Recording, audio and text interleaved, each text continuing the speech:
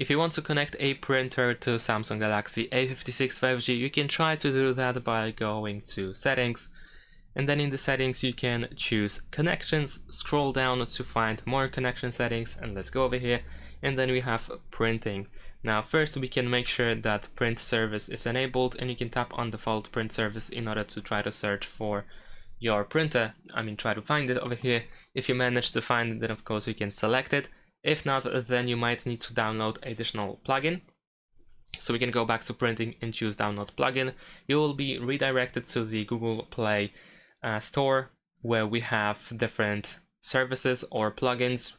So you want to select the plugin of your printer's brand, and then try to use it in order to connect your printer. Of course, each of these have different options to set it up. You can simply follow the instructions. I'm pretty sure they will be visible in the app once you open it. However, in some cases, some printers have own specific apps that need to be downloaded and set up. So essentially, you want to check if there is some sort of user manual of your printer where it is mentioned to download a specific app.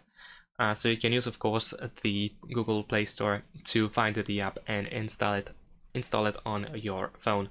Thanks for watching. Leave a like and subscribe to my channel, and see you in my next videos. Bye.